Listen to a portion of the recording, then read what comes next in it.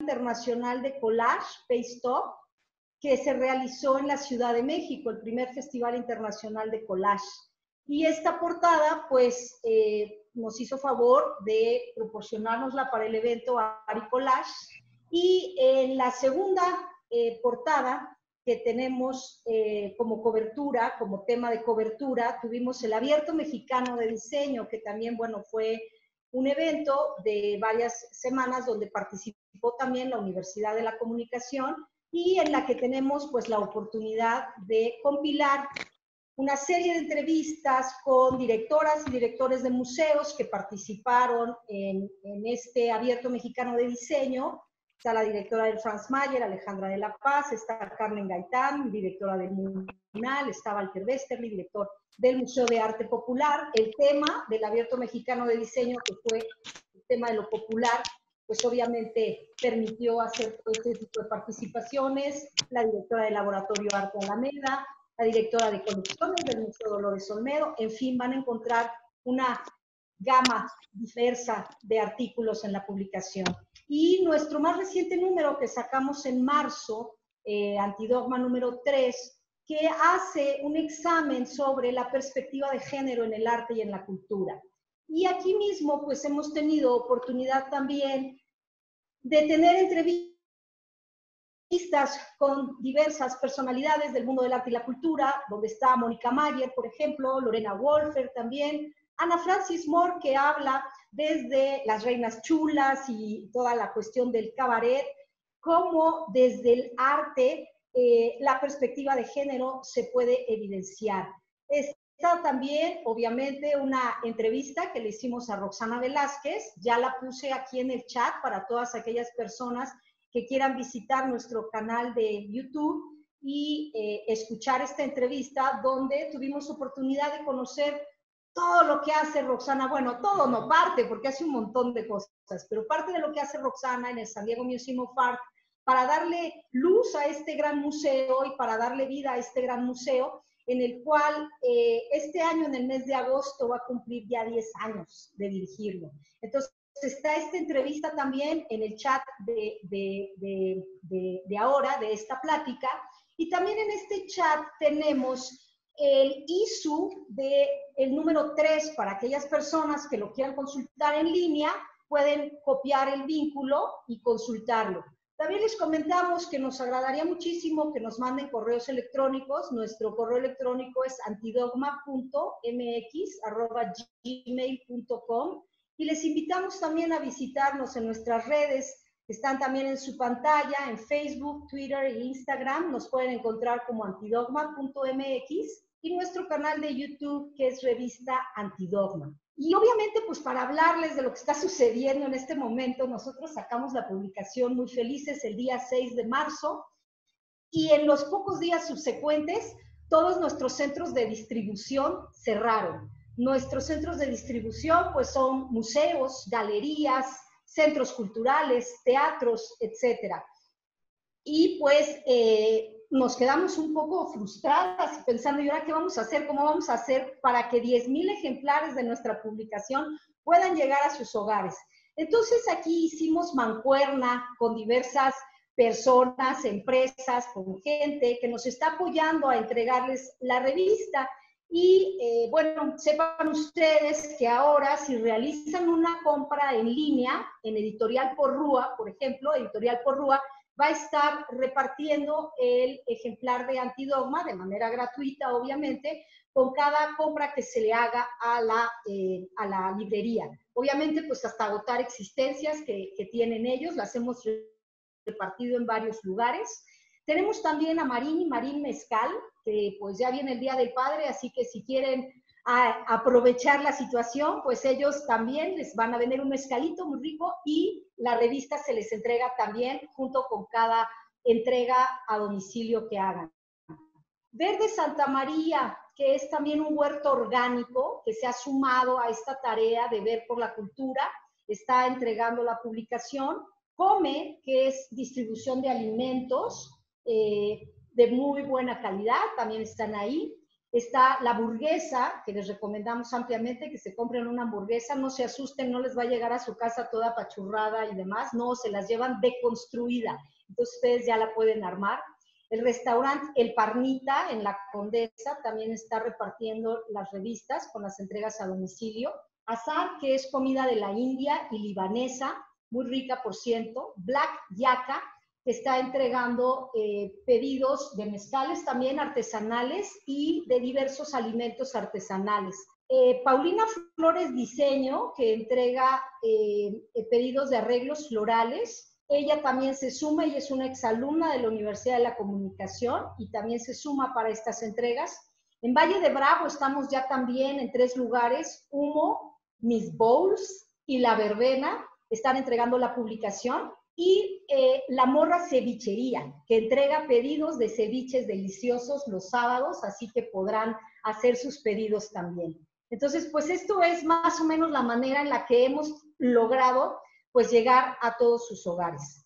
Quiero hacer mención de algo bien importante también y que se me estaba pasando, pero no se me debe de pasar de ninguna manera, y obviamente es mencionar a Sofía Neri, que está aquí con nosotros también conectada.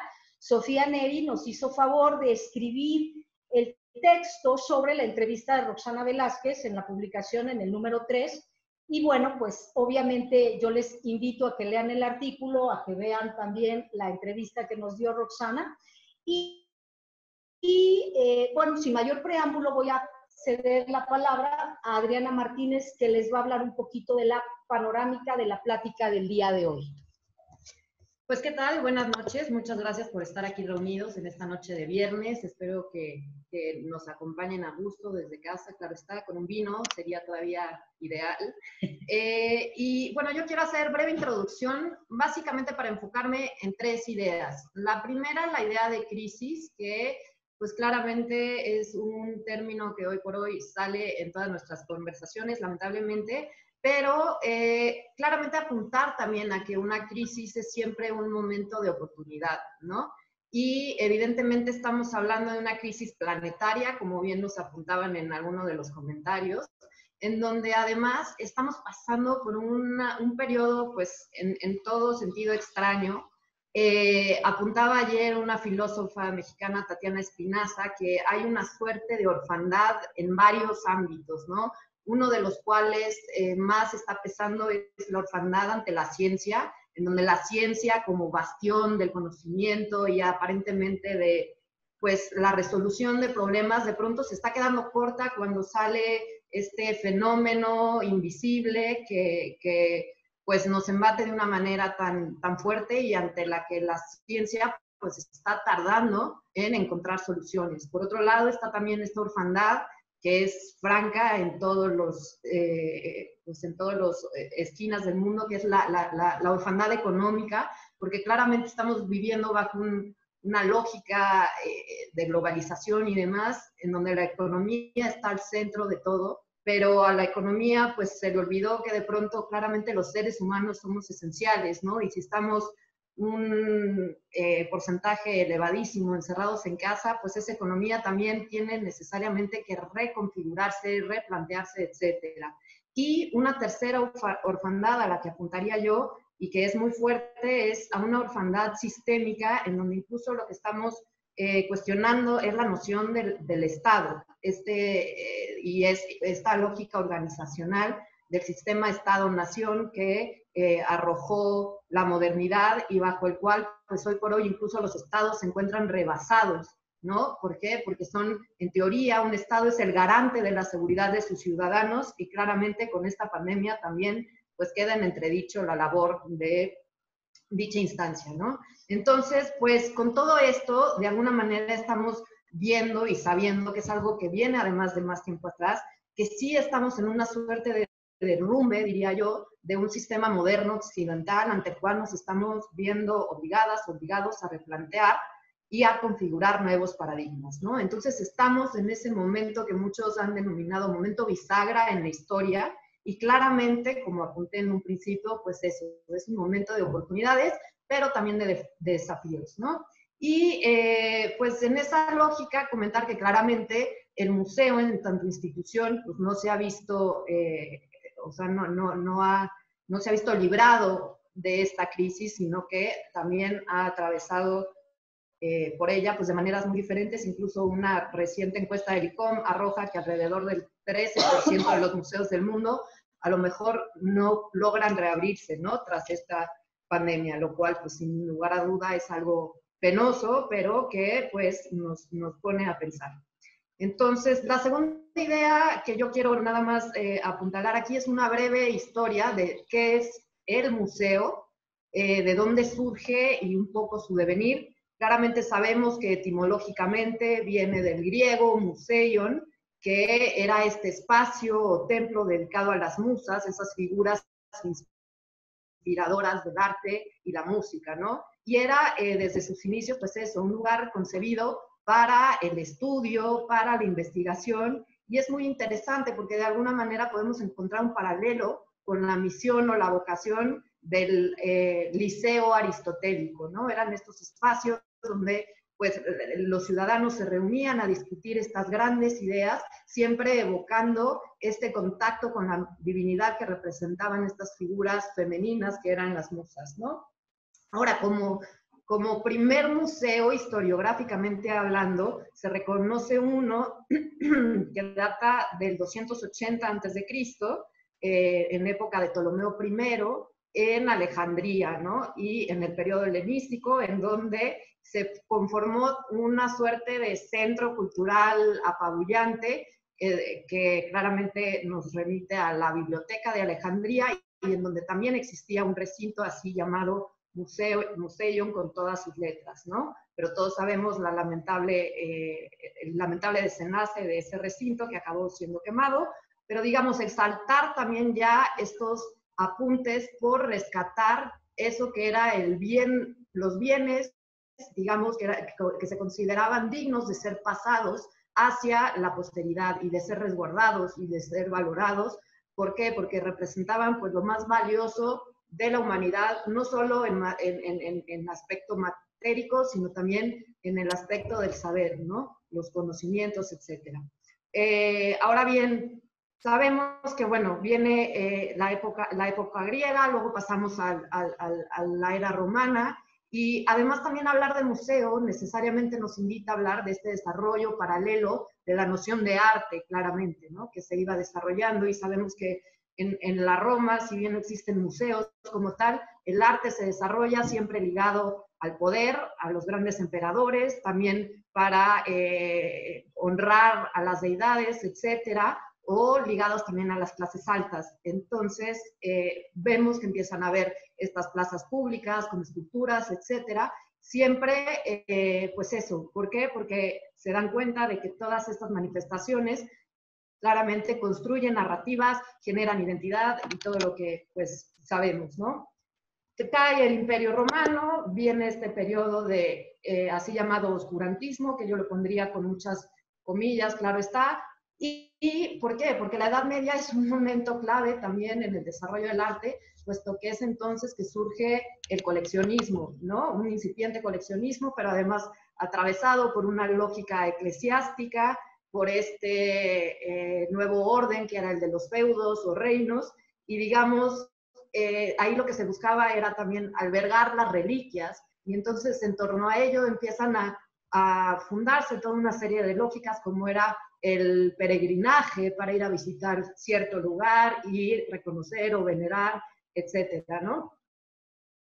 Y también los grandes señores feudales que empiezan pues a hacer uso de estas estrategias o manifestaciones artísticas para garantizar su lugar en el poder, hacerse retratos, etcétera, ¿no? Pero no es sino hasta el Renacimiento que sabemos que propiamente se usa la palabra museo para ya determinar a estas colecciones mucho más desarrolladas que claramente tienen su centro en la Florencia renacentista, en los príncipes, familia del Este, Borghese, Medici, etcétera, en sus palacios que albergaban estas grandes colecciones, en las así llamadas galerías, o en sus jardines, y que claramente gustaban de enseñársela a la gente, ¿no? Pero pues era gente, pues, algunos viajeros, algunos artistas, o gente sus iguales, digamos, quienes tenían acceso a ellas, de modo que pues estaban resguardadas del disfrute de la gran mayoría, ¿no? Ahora bien, de ahí nos saltamos ya al siglo XVIII, como sabemos, estoy haciendo un recorrido bastante rápido, pero en el siglo XVIII, claramente después, bueno, a partir de la Revolución Francesa, es en 1793 que se configura ya propiamente la noción de museo como la conocemos el día de hoy, con el surgimiento del primer Museo Nacional, que es claramente el Louvre, en 1793, y que tiene toda esta consigna, pues, de sí enseñar, digamos, ahora sí que muerto el rey, viva el rey, pero vivan también sus bienes y vivan sus colecciones, y ahora enseñémoslas al pueblo y hagamos que ellos sean partícipes de lo que ahí se está concentrado y en la generación de narrativas y de discursos que conforman identidades y que además garantizan, digamos, lógicas de unidad, de identidad nacional. Y de ahí, pues ya la historia moderna o más reciente de los museos, pues sabemos que hoy por hoy casi todo es digno de ser museable. Hay tantos museos como objetos o tipos de prácticas que queramos, pero claramente, pues eso, hay unos museos sin colección, otros con colección, etcétera. Sin embargo, el museo siempre ha tenido que atravesar diatribas y reconfiguraciones, ¿no? Sabemos que existe el giro social, el giro educativo del museo, el giro afectivo, etcétera, y ha tenido que irse modernizando. Entonces, bueno, dicho eso, ahora voy a regresar la palabra a Reina para que nos presente a Roxana y nos pueda hablar en concreto de cuál es el museo que ella dirige y cómo está haciendo para que sobreviva. Muchas gracias, Adriana. Pues aprovecho también para saludar a Marianela. Muchas gracias por estar allí. Marianela, siempre gracias. A Sofi, que ya la vimos porque no había podido conectarse. Bien, pues les platico. A mí siempre me da un gran gusto presentar a Roxana Velázquez. Obviamente, pues me podría echar horas y horas hablando de su trayectoria, pero bueno, voy a tratar de hacerlo de manera sucinta para dejar tiempo para que ella hable. Tenemos suficiente tiempo, Roxana, para que nos platiques. Bueno, pues Roxana Velázquez creció e inició su carrera profesional como historiadora del arte en la Ciudad de México. Aquí dirigió 3 prestigiosos museos, el Museo Nacional de San Carlos, donde inicia su carrera profesional como curadora, y al poco tiempo pasa a ser la directora de esta institución, una de las directoras pues, más jóvenes que tenemos. Posteriormente dirige Roxana el Museo Nacional de Arte y posteriormente está dirigiendo el Museo del Palacio de Bellas Artes. Después de una vasta experiencia cultural en México, Roxana se convirtió, y esto vale la pena subrayarlo, en la primera mujer que dirige el Museo de Arte de San Diego y también en la primera mexicana que dirige una institución en Estados Unidos. Aquí ella ha fortalecido estrategias para unir culturas en esta región fronteriza. Nos dice Roxana, siempre he creído en el increíble poder del arte como medio de comunicación, como un vehículo para educarnos en el mejor de los sentidos, conocernos, saber quiénes somos, encontrar los aspectos comunes de los seres humanos, nos dice Roxana.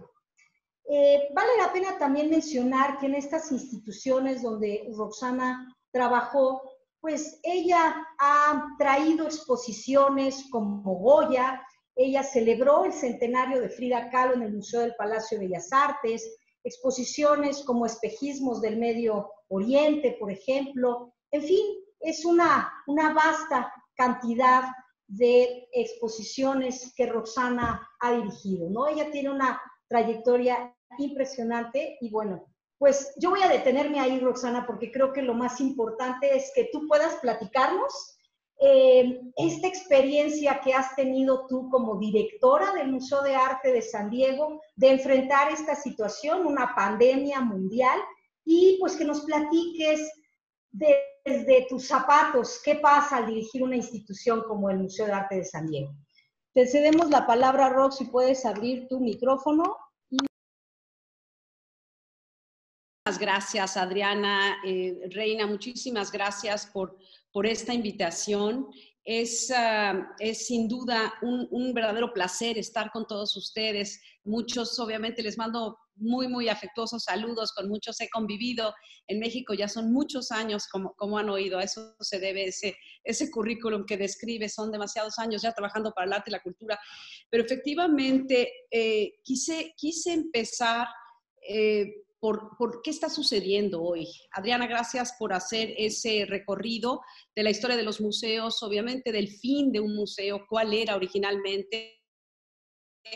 Y esto me lleva a conectar la historia de atesorar, ¿no?, objetos, ser exclusivo y cerrado, con el cambio drástico de los museos que se convierten en sitios para el público, sitios de diálogo, que abrazan estas conversaciones de distinto tipo, que son espacios neutrales, son espacios en los que estamos buscando que todo tipo de audiencias se vea reflejada. Llegué aquí, como dicen ustedes, aquí a San Diego, California, a dirigir el Museo de Arte de San Diego hace ya casi 10 años. Y lo que pensé un poco antes de empezar a platicar sobre qué está sucediendo hoy, cómo hemos analizado, vivido y transformado el hecho de la comunicación en una crisis tan especial como la que estamos viviendo, quise mostrarles, preparar una serie de diapositivas para aquellos que no han visitado el museo, que no han tenido la oportunidad, pero que por supuesto quisiera mostrarles de qué se trata el Museo de Arte de San Diego. Regresando a tu introducción, Adriana, crisis, efectivamente, estamos viviendo quizás la crisis más importante de muchos de nosotros, no hemos pasado por nada similar, y yo comulgo con tu frase de que nunca debe desperdiciarse una crisis. Las crisis son perfectamente dignas de aprendizaje, y en lo personal, para mí estos últimos 3 meses han sido lo que he llamado una clase maestra, es una masterclass de lo que son los seres humanos. Es el momento en el que nos vemos justo retados para qué es lo que estamos haciendo, cómo podemos poner en práctica lo que tanto teorizamos, el hecho de decir que el arte es un medio de comunicación, los museos son un instrumento para crear diálogos, para abrazar todo tipo de divergencias y diversidades. ¿Cómo logramos ser ese espacio neutro? Pues justamente en estos últimos 3 meses, creo que todos nosotros los que nos dedicamos al arte, a los museos y a la comunicación, tenemos una gran oportunidad. ¿Cómo mantienes a flote la idea de que los museos no solo no deben de cerrarse, como estas cifras que mencionabas publicadas por el ICOM, sino al contrario? ¿Quién se puede imaginar una crisis como la que estamos viviendo sin la presencia del arte? ¿Quién puede imaginarse estos días de encierro, de confinamiento, sin libros o sin películas o sin objetos de arte? ¿Quién se lo puede imaginar? Me parece a mí inimaginable. Por lo tanto, es el momento de mostrar precisamente el valor que tiene el arte. Siempre he dicho, y evidentemente es mi mundo, el arte es fundamental, es crítico. Cortarnos el arte es cortar la mitad de nuestro ser. Además, los seres humanos son los únicos que pueden tener lo que se llama goce estético, que Schiele llamó el goce estético, esta capacidad de emocionarte, de tener un Stendhal, un momento de una crisis de Stendhal. Esto no es más que pertinente a los seres humanos. Por lo tanto, no podemos desperdiciar ese hecho. Y pues es así, me ha tocado hablar últimamente en muchos foros distintos, pero por lo pronto vamos a empezar, si les parece, mostrándoles algunas imágenes del Museo de Arte de San Diego y las transformaciones que ha sufrido. Es una institución que está ya acercándose a su centenario. Tiene 100 años de haberse fundado, y hay que recordar que los museos en los Estados Unidos de Norteamérica son completamente distintos, o en su mayoría, con excepción de algunos casos, a los museos europeos, a los museos de Latinoamérica o a los museos de México. La gestión y el génesis de estos espacios son completamente distintos, y es el resultado, en la mayoría de los casos, de la iniciativa privada, de las sociedades civiles, que son quienes fundan estos museos con el fin de exactamente no ser elitistas, sino de repartir el conocimiento. Ya no es la Edad Media de la que nos hablaba Adriana hace un momento, ya no es la edad de los Medici, donde empieza esta democratización, si quieren mencionarlo, de la cultura. Aquí sí ya en Estados Unidos, donde un museo de Norteamérica, un museo de 100 años es un museo que no es un museo joven, sino al contrario. Aquí les muestro rápidamente algunas de los espacios, empezando por la fachada. El museo está localizado en el Parque de Balboa y es el resultado de una serie de pabellones que se construyeron en 1915 para celebrar la apertura del Canal de Panamá, y los edificios como el que están viendo tienen una influencia neoespañola o neocolonial, como nuestras arquitecturas en México de los años 20, en las colonias de Polanco, Lindavista. Es toda esta historia del que también se ha llamado colonial californiano. Pero estamos viendo aquí una fachada que es por demás interesante, la fachada inspirada en la Universidad de Salamanca, pero los nichos, lo que tiene ese nicho central en esa portada, son ni más ni menos a Velázquez, Zurbarán y Murillo. Los tres artistas, y a los lados izquierdo y derecho estamos viendo los tondos, estas figuras circulares, los tondos que representan al Greco y a José de Rivera el Españoleto. Es claro que este sitio, según sus fundadores, iba a ser un sitio para conocer, venerar, estudiar la cultura hispana. Y era un homenaje a California. Entonces, desde la entrada de esta fachada nos damos cuenta de la idea de educar. Aquí estamos empezando con una exposición, quizás la última. El Museo de Arte de San Diego tiene alrededor de 25,000 obras de arte, del arte de todo el mundo. Hay que saber, es un museo enciclopédico, lo cual es muy similar a la mayoría de los museos de este país, de los Estados Unidos, pero hay una devoción por ser, en este caso, verdaderamente ecuménico. Se presentan todas las culturas, todos los siglos, y esto que están viendo ustedes fue la penúltima exposición temporal que se llamó Arte e Imperio, el siglo de oro español, y que la presentamos en octubre del año pasado en Monterrey. Es una exposición que empezó hace un año, se curó en el Museo de Arte de San Diego, porque una de las colecciones de mayor importancia dentro de las 25,000 obras de arte es el arte español, el arte del siglo de oro.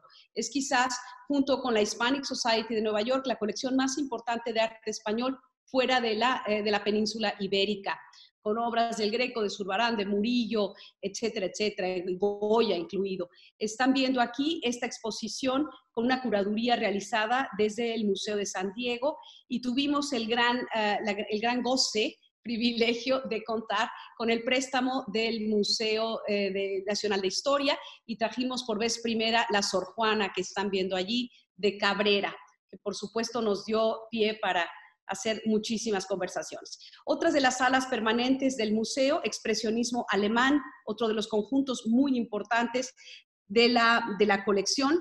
Son colección de colecciones, son ciertos grupos que destacan dentro del Museo de San Diego, y aquí tenemos piezas de Otto Dix, de Klimt, de Schiele, de Auerbach, en fin, es una colección de casi 80 obras de expresionismo alemán dentro del arte del siglo XX. Por supuesto, las salas del arte, la tradición del arte europeo, el museo, ya he mencionado los artistas españoles, pero también hay obras de Veronese, del Giorgione, Canaletto, Bellotto, siglos XVIII, Raquel Rouge, del siglo XVII, y es una colección amplísima, la de los antiguos maestros europeos. Las salas de Asia representan realmente todo lo que se llama Asia, sur de Asia y el lejano oriente, colecciones de China, de la India. De la India es una colección de más de 1,500 pinturas solamente. 1,500 pinturas, es la mejor colección fuera de la India y ha sido reconocida mundialmente por los especialistas. Se han hecho muchas exposiciones desde mi llegada al Museo de San Diego en distintos países.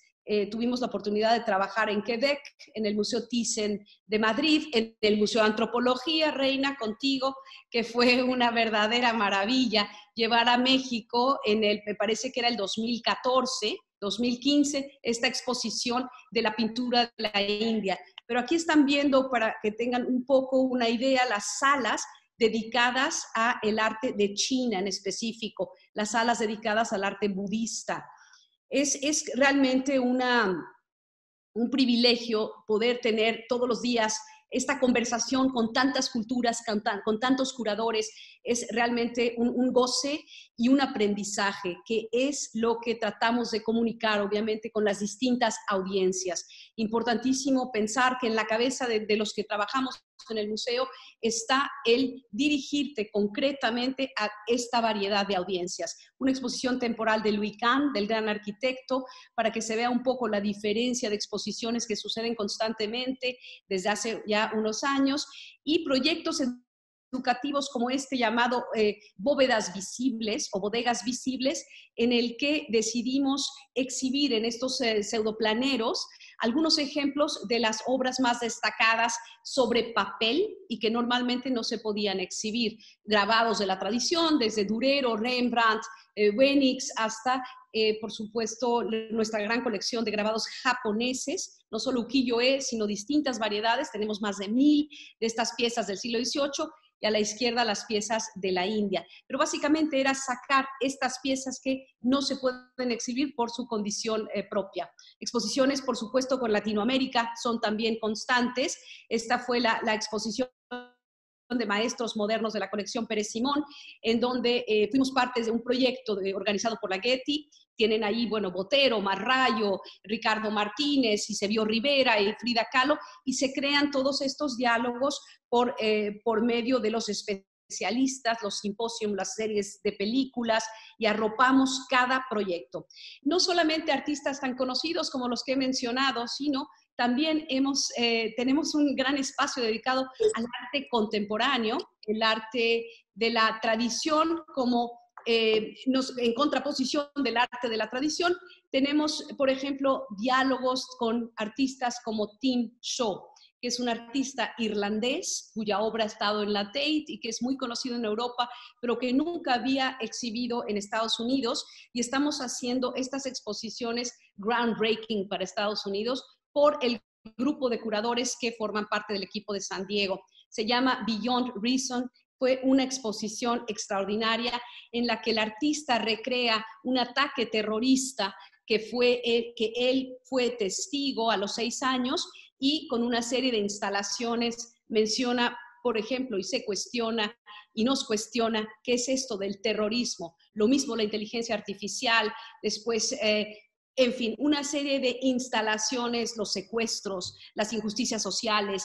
Nos hemos llevado al Museo de San Diego, que normalmente estaba asociado con el arte de la tradición, a invitar este tipo de diálogos y, por supuesto, avanzar con la lógica de que un museo es un espacio en el que se puede reflexionar y tener diálogos constructivos.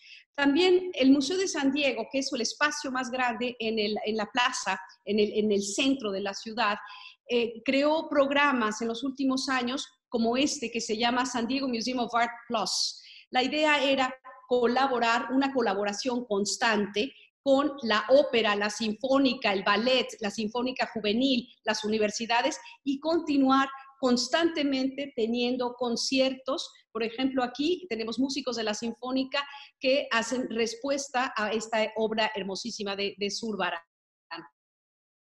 Pero, insisto, son programas que suceden ya con constancia todas las semanas y que están atados a las exposiciones. Es una coordinación, no es solamente hacer un proyecto o una exposición, sino que seamos parte de este engranaje de la ciudad, y en donde los melómanos, aquellos que quieren ver series de películas o aquellos que están interesados en el jazz, tenemos también un sitio específico para jazz los jueves. Hemos hecho un diseño estructural de cada día, en donde lo que hemos logrado es, por supuesto, ampliar esas audiencias y servir los distintos gustos y las distintas afinidades. Se trata de las afinidades electivas, conversaciones de libro, pero por ejemplo, los espacios que suceden en la fachada del museo. Invitamos a toda la comunidad, dependiendo de la exposición. En el caso de maestros latinoamericanos, la colección del siglo XX que mostraba yo antes, invitamos a todos los artistas chicanos a realizar graffiti, a realizar respuestas al arte mexicano,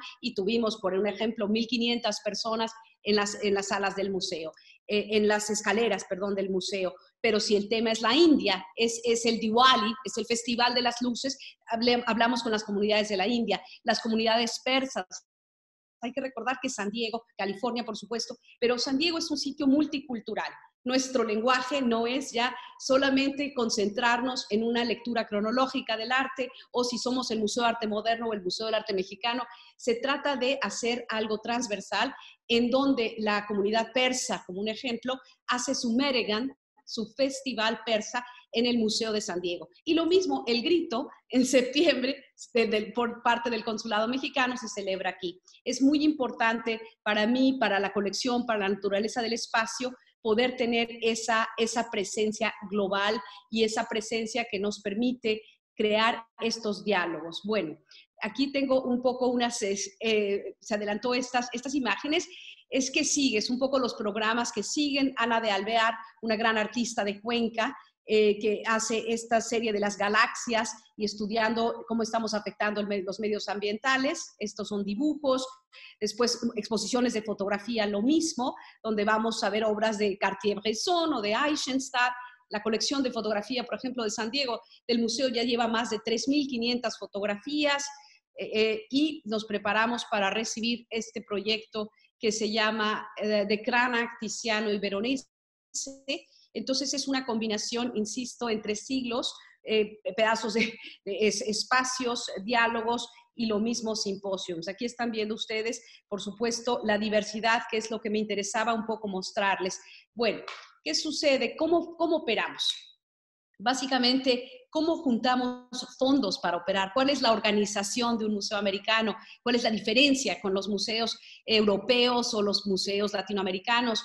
Los museos norteamericanos tienen un patronato, y un patronato como órgano de gobierno.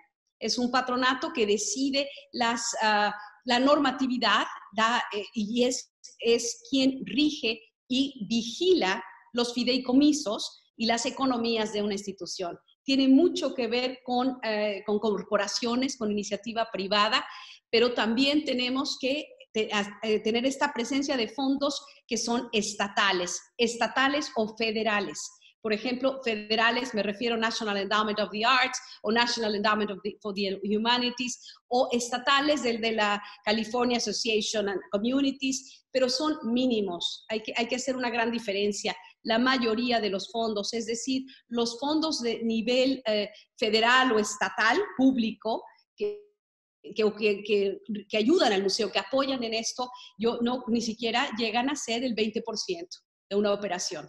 Entonces, tenemos que inventar mecanismos, por supuesto, para poder traer fondos. Mecanismos que son eventos como lo que mencionaba, series de películas, entradas al museo. Hay un costo por todo este tipo de actividades y, sobre todo, donaciones. Es muy importante que se comprenda que la mayoría de los museos norteamericanos, con excepción de Smithsonian, Washington, D.C., que tenemos el gran conjunto de museos federales, operan con filantropía.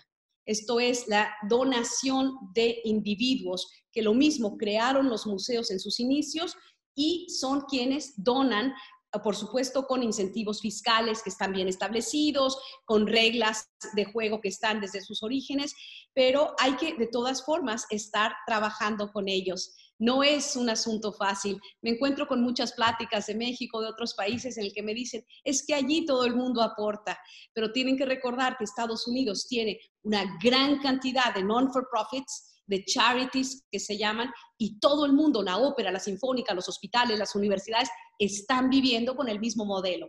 Entonces hay que presentar los casos y hay que hacer evidente que la cultura o el museo necesita este tipo de apoyo. Aparece aquí una de mis imágenes favoritas de este momento. Y sonreír en estas épocas es ya de por sí, como yo digo, un triunfo.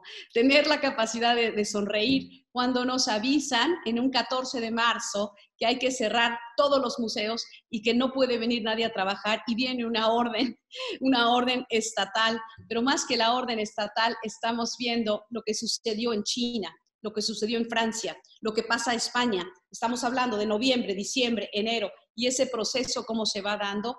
Teníamos que estar listos, aunque nunca se está realmente listo para esto, pero aquí hubo una gran rapidez y una reacción positiva en cuanto a cerrar el museo.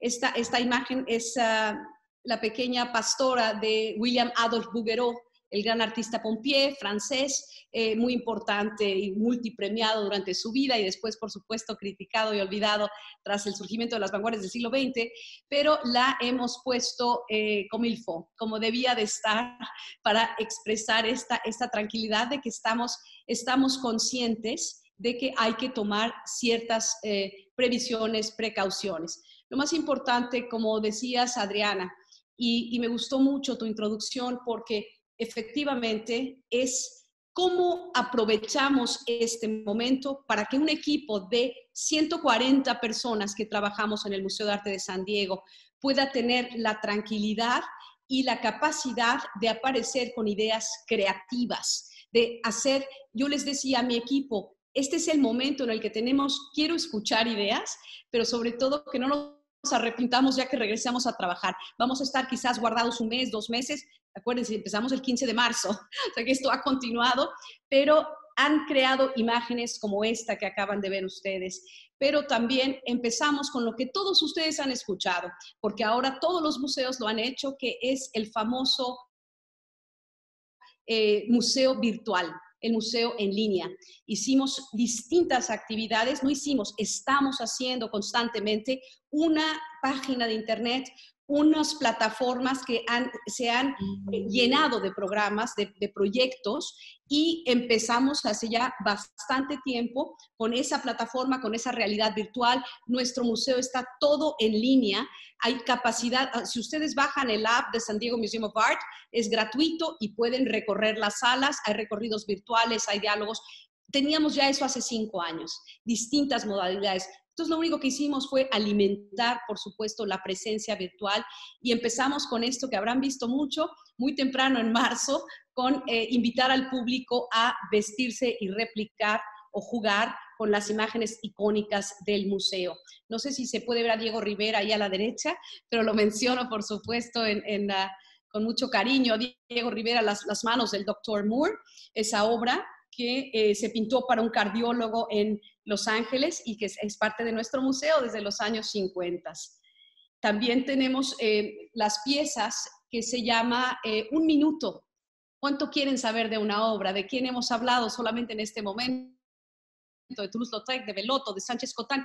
Tenemos una cosa que se llama Un Minuto para una obra de arte y los curadores con sus piezas pertinentes, el de arte europeo, la de arte islámico, la curadora de arte del este de Asia, hacen un minuto para que en un minuto ustedes puedan disfrutar y aprovechar de cada una de las obras. Esto lo estamos haciendo también de forma muy estructurada y ha tenido un éxito rotundo. ¿Quién no tiene un minuto para aprender del Giorgione?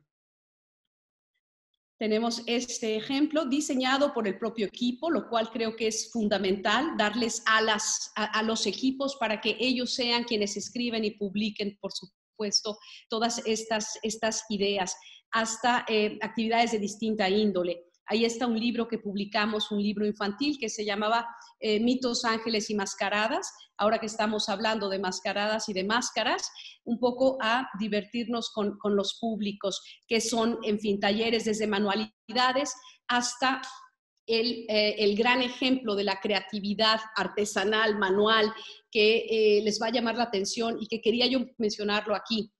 ¿Cómo sobrevivimos? ¿Cómo son las galas? ¿De dónde viene la gran...? Porque no puede sobrevivir un museo con un costo obviamente razonable para los Estados Unidos. Nosotros tenemos un boleto muy razonable y desde mi llegada, pero aproximadamente hace 6 años, se instituyó que los jóvenes no pagan. De 17 años y menores, no pagan la entrada y los estudiantes de universidad tienen un precio con un importante descuento. Y ustedes dirán, eso es normal en México, es lo lógico, los domingos no se paga y tenemos todos estos tipos de alicientes para poder ir a un museo. No es el caso en Estados Unidos. A mí me tocó hacer todo un cambio, juntar fondos para suplir ese ingreso, pero ya quedó establecido que los jóvenes pueden venir y hay la noche para los jóvenes y la noche para los jóvenes de universidad o los jueves de los adolescentes. Ha sido toda una labor porque, insisto, mi intención era que la ciudad se apropiara del museo. Sí, recalcar su presencia en el extranjero a nivel nacional, pero que la ciudad de San Diego sintiera que este era un espacio para todos, diversificar audiencias, pero no solamente, cuando digo diversificar, me refiero a todo, orígenes étnicos, posibilidades económicas, edades y sobre todo las edades. Y este juego de diversificación me ha costado... me ha causado un gran placer, porque no solo es la gente que nos visita, sino es a nivel del board. No mencioné que tenemos alrededor de 40 miembros del board, que había también que diversificar. Y están viendo una cosa que se llama Art Alive. No podía dar esta mini plática sin mencionar una de las tradiciones más grandes de San Diego, que me llamó mucho la atención porque no lo tenemos en México, ni en muchos países en los que haya yo trabajado, es el diseño floral. Distintos floristas se inspiran en las obras de arte y crean sus arreglos. Esta es la gala en San Diego, donde estamos, en muchísimos museos de Estados Unidos, y no solo museos, sino ópera sinfónica, teatro, La Joya Playhouse. Siempre hay una gala. Gala quiere decir que estás haciendo fundraising, estás juntando fondos, por lo tanto, esa noche pagas y sabes que estás apoyando a tu institución X o Y, los hospitales, las universidades. En el caso de nosotros, las galas, yo quería que eso, en lugar de ser una gala, se convirtiera en una fiesta de la comunidad y otra vez que se abriera. Y convierto un evento que ya tiene 40 años de tradición en San Diego y que fue el primero que en Estados Unidos se crea con esta idea de diseñar flores en respuesta a las imágenes. Se crea 4 días seguidos de fiesta. Entonces, hacemos la gala sentados en las salas con smoking y muy yuyuyuy para 100 personas, y después viene la gran kermés nocturna en la que vienen 2,000 personas, y luego viene el sábado y el domingo en la que todo el mundo se pone sus tenis y a contemplar el museo y todas sus 20 salas llenas de flores. Los boletos varían, obviamente, y durante esos 4 días puedo decirles que conseguimos un récord de 15,000 personas que vienen en 4 días al museo y hacemos un promedio de consecución de fondos de $1,5 millones en 4 días. Entonces, se convierte en el evento en el que sí vas y miras las obras, te diviertes y haces algo totalmente peculiar. Escoges tú si te gusta la gala, si te gusta bailar, o simplemente vas de forma anónima con tus tenis a ver los cuadros el domingo por la tarde. La idea es que este año, el momento que cierra, justo que viene el 15 de marzo, nosotros estábamos por inaugurar esta gala en abril. Siempre es en abril y siempre sucede en la misma época para celebrar la llegada de la primavera. ¿Cómo haces para un evento que planeas durante 360 días? Nos toma un año llegar a este evento y por supuesto, cancelarlo. Entonces, ha sido lo que decide el equipo es hacerlo virtual y continuar con este tipo de diseños. Diseños que, para mi sorpresa, más de 250 personas se inscribieron y empezaron a compartirnos sus objetos, sus diseños florales de niños, adolescentes. Es una fiesta ya tan sentada en San Diego, tan respetada, tan abrazada por mucha parte de la comunidad. Les digo, 15,000 personas en un museo aquí en San Diego son números muy grandes. No son los números de la Ciudad de México, son números de San Diego y realmente fue impresionante. Y allí tienen una obra de Goya, nuestro gran marqués de Sofraga, que es una de mis piezas favoritas, porque además este hombre es el fundador, el abajo firmante de la Academia de las Tres Nobles Artes de San Carlos en México. Este señor, el marqués de Sofraga y duque de la Roca, que es nuestro gran Goya de la colección permanente, o la bellísima bailarina de Degas. Entonces, son piezas en las que Pueden ver ustedes que ya tomamos la plaza, es la plaza completa, ya no es una cena como cuando llegué aquí hace 10 años, sino se toma completamente la plaza de Balboa. Pero esto es virtual. La gente respondió y lo que hizo fue enviar sus donativos, lo cual me conmueve de una forma. Aquellos que habían comprado sus boletos para venir no nos pidieron de regreso el dinero, sino que al revés, se suman a la causa para evitar justo lo que tú dices, Adriana, del que los museos están en riesgo de cerrar. Yo creo que esta respuesta de la comunidad, si no te emociona, es que estás muerto. Pero para mí fue una delicia hacer un llamado a todos aquellos que ya habían pagado sus entradas, reservado sus espacios. Estábamos a menos de un mes de tener esta gran fiesta y este gran evento, que nos siguieran apoyando y preparándonos para el próximo año. Todo esto que ven aquí son los links, son distintas formas de disfrutar el museo. La presencia es fundamental, la conversación, obviamente con los equipos, el equipo de todo mi staff, tener la rutina o intentar lo que es una rutina, es esa conversación de qué están pasando. Y me preguntan mucho, ¿cómo haces para que, obviamente, tu equipo no, hay muchas formas, puede haber depresión, puede haber tensión, puede haber angustia, o también decir qué voy a pasar, me voy a quedar sin trabajo, que es lo primero, lo elemental. Como decías, Adriana, ¿qué va a suceder con las exposiciones que ya estaban planeadas? Teníamos un verano en el que venía Rembrandt, teníamos una exposición planeada hace 3 años y medio que estaba totalmente dedicada a Rembrandt, con obras de Boston, del Fine Arts de Boston, y teníamos obras del Rijksmuseum, unos autorretratos que venían del Museo de Ámsterdam, por supuesto, donde está la gran colección de Rembrandt, y teníamos también una exposición de grabados y dibujos de Rembrandt. Se tuvo que posponer porque nuestros colegas pensaron que no era posible. Ellos no podían estar listos para mandar sus piezas ahora en mayo, que se abría la exposición, hace 2 meses. Lo mismo Georgia O'Keeffe y Henry Moore. Estamos haciendo un proyecto con los curadores especialistas en Henry Moore y Georgia O'Keeffe, un diálogo bellísimo, y las coincidencias entre estos dos grandes artistas del siglo XX que tenían sus modos de inspiración, nunca se conocieron, sin embargo las analogías son preciosas. Es un proyecto que Anita Feldman, que es mi Deputy Curator, es la gran especialista de Moore, empezó a trabajar, y ya teníamos 4 museos en Canadá, el de Montreal, Reina, el de Montreal, de Beaux-Arts, teníamos el Museo Phillips en Washington, y nos dice de UK, la Fundación Moore, lo sentimos, no podemos, we cannot deliver. No podemos porque hemos tenido que perder muchos empleados. Aquí sí están hablando de lo que ha pasado para otros colegas. Pues rápidamente hubo que improvisar, es el reacomodo, la reingeniería, y pospusimos ese proyecto para dentro de 2 años y a calcular cómo se maneja esta incertidumbre. Trabajar sobre incertidumbres, trabajar sobre desconocimiento, es un juego que yo le vuelvo a decir a mi equipo, es aquí donde tenemos que tener pasos firmes, y así como nos han demostrado la comunidad que nos apoya, así nosotros tenemos que mantener la calma. Y apareció la exposición que les mostré al principio, que es de Tiziano, la Bember Collection, una exposición de Toulouse que viene, pero fue un arreglo casi milagroso de hace un mes. Normalmente los museos, como ustedes saben, y como trabajamos siempre, se hacen calendarios con 3 y 4 años de antelación. Publicaciones, simposium, vienen acompañados de conciertos. Nuestras planeaciones no pueden ser overnight, no son improvisadas, y sin embargo, este es el momento de adaptarse.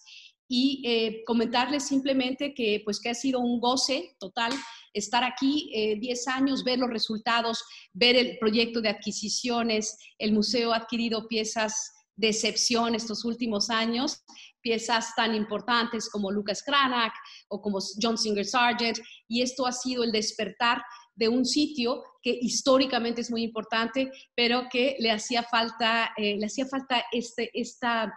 esta viveza, este despertar, como digo yo. Y bueno, pues eso ha sido, Reina. Vamos así, tenemos planes para regresar al museo, no es oficial, pero estamos ya, nuestro gol es abrir el 1 de julio, y estamos ya obviamente con todo el sistema de sanitizar y de cuidado específico, controlando las entradas, en fin, y colaborando mucho con mis colegas aquí de la ciudad, porque imagínense lo que son conciertos, sinfónica, teatro, es un escenario muy, muy distinto y están sufriendo bastante, porque ahí sí, lo de la sana distancia es un poco más difícil. Pero bueno, aquí lo dejo, Reina, y estamos no hay aquí ninguna fórmula mágica, estamos trabajando día a día para adaptarnos y hay que tener esta capacidad de adaptación, pero claro, basada en el sustento de lo que se ha trabajado aquí ya en los últimos años. Muchas gracias. Muchas gracias, Rox. Realmente, híjole, ahí verás comentarios muy interesantes, ¿no? Pero nos preguntaban justamente eso, ¿no? Si pudieses hacer un poco énfasis en el comentario de lo que viene. Tú nos mencionabas, parece ser que ya el 1 de julio puedes abrir tu museo, ¿no?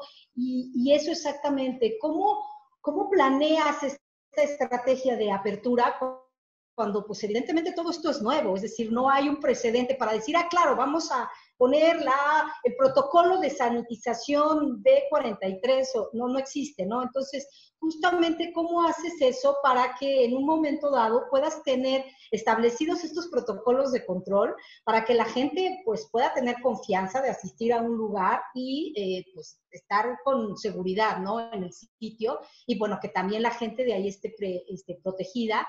Eso, que esto es un reto y es una oportunidad. ¿Cómo lo enfrentas, Roxana? Sí, pues exactamente lo que dices. Nos estamos enfrentando con muchos, por supuesto con problemas, pero los más importantes es la confianza de la gente. Exactamente, tienes los extremos. Hay personas que debido a ya los 3 meses de confinamiento ya están desesperados, ya quieren salir con cualquier pretexto. Las playas aquí en California se cerraron, como sabes, hasta hace un mes apenas empezaron a abrir para que la gente pudiera salir a caminar. Hubo restricciones muy serias que se tomaron muy a tiempo, yo te debo de decir, y que permitió que no estuviera tan grave. Obviamente que es grave, pero no nos afectamos igual que la costa este, Nueva York, New Jersey. Estábamos viendo, el gobernador de California estaba pensando que para allá íbamos debido a tantas mezclas, vuelos y diferencias que hay en estas dos costas, ¿no? Esta apertura. Se cierra todo y la verdad es que ha habido mucha civilidad, te diría yo, porque la gente ha respetado este tipo de medidas. Pero entonces tienes aquella población que ya quiere salir, quiere irse, que ya, imagínate desde los college, los jóvenes que estaban por entrar a la universidad, el prom ahorita, los que se estaban graduando en junio, toda esta generación está ya ávida por salir. Cualquier cosa que hagas ya dicen por favor, ¿no? Y estamos observando lo mismo a todas las personas de la tercera edad, las personas mayores, que es una gran población también, hay que decirlo, de San Diego, y que también forman parte de los voluntariados de nuestro propio museo. No hable de las docentes, que tengo alrededor de 70, y si bien no es la mayoría que sean de más de tercera edad, pero en realidad podría ser el 70% de esos 70 docentes. Entonces, ¿cómo manejas las distintas psicologías? Yo creo que nosotros no tenemos más que seguir las guidelines, los lineamientos que marca la ciudad, que es, te guste o no, y sea motivo de debate o no, hay que tener la famosa máscara o tapabocas, que es nuestra palabra en español. El tapabocas, hicimos ya varios con imágenes del museo, hay todo un asunto de marketing detrás de esto también, y por supuesto con las estaciones de alcohol, para las cosas básicas, sabemos que hay que lavarse las manos y controlar las entradas. Cuando yo te decía que 15,000 personas cruzan mis puertas, las filas que están, esto no se puede hacer ahora. Nos han dado un límite de 200 personas, 250 máximo en el espacio que tengo. Es muy distinto a las actividades que suceden en mi jardín de esculturas, que no proyecté imágenes, pero hay actividades en el jardín de esculturas que son obviamente afuera, son al aire libre, a las salas que son de menor tamaño. Entonces vas rigiéndote. Hay todo un task force, un comité, Reina, que está trabajando hace ya desde el principio, 2 meses, yo te diría. Tenemos 3 meses fuera, pero tienen 2 meses analizando exactamente qué es lo que se tiene que hacer. Vamos a checar temperatura a la entrada, ya sabes, con infrarrojos, pero todo esto se ha venido planeando desde hace ya 2 meses. Y otra historia es cómo la gente va recuperando la confianza. Esa es la otra parte. Todos los métodos que se tengan que hacer, controlar entradas, civilidad en cuanto a la distancia. Lo hemos visto en los supermercados, hemos vivido esto porque la gente ha tenido que seguir saliendo a farmacias, a supermercados y cómo se ha ido controlando. Pero en el tema de museos yo lo veo como una gran oportunidad, un respiro, un momento de goce, un momento de disfrute para las exposiciones que vamos a presentar y justo aprovechar para tomar un break de esta tensión. Entonces, es lo mismo.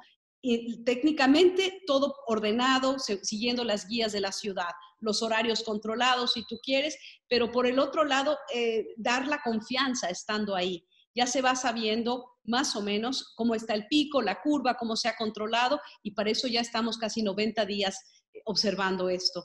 Entonces, te digo, haciendo lo que todas las instituciones están haciendo. Claro, Rox.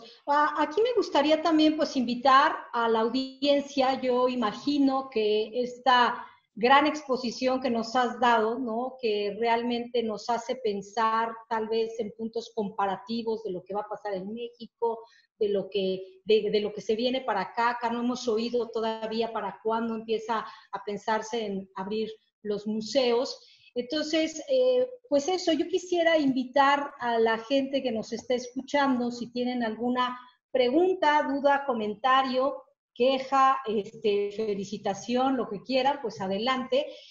Hay dos formas para hacerlo, ya sea que levanten su mano a través de propio Zoom, en la parte de participantes hay una pestañita que nos permite levantar la mano, y la otra es también que a través del chat, si alguna persona no quiere participar directamente, pero quiere hacer algún comentario, quiere hacer alguna pregunta, pues lo podemos hacer a través del chat. Adriana tenía una pregunta para ti, Ros. Pues iba un poco en razón de las lógicas de exposiciones, ¿no? También algo de lo que se empieza a vaticinar un poco, no a manera de resignación ni de condena, sino como probablemente de un nuevo paradigma, el hecho de que quizá la noción de estas grandes exposiciones que reúnen obra de titipuchal de lugares se vuelva, al menos ahorita en esta primera etapa de vuelta a la normalidad, pues sumamente difícil, ¿no? Por todos los riesgos, la logística que eso implica, y que quizá eso también invitara a que las instituciones se vuelquen cada vez más hacia sus propias archivos, colecciones, etcétera, y también de alguna manera dar luz a lo que tienen ya en casa, ¿no? Entonces, en ese sentido, no sé si también sea algo que ustedes han puesto sobre la mesa, porque claramente también está eso como punto. Así es, Adriana. Y como decimos aquí, all of the above, ¿no? Porque, de acuerdo, es muy difícil, lo acabo de comentar, con las dos pospuestas, una cancelación, la de Rembrandt, que venía de Boston y de Ámsterdam. Eso fue un asunto muy complejo porque era en medio de esta crisis. Pero también tenemos el asunto de Georgia O'Keeffe y Henry Moore, que venía de múltiples destinos. Eran demasiados préstamos y el máximo prestamista, que era la Fundación Henry Moore, decide que no puede cumplir, ¿no? En este caso, tienes que pensar efectivamente que no es el mejor momento, y vamos a no hablar en este momento de recursos. No quiero hablar de recursos económicos, sino simplemente de staff, simplemente de vuelos aéreos y todo esto que viene.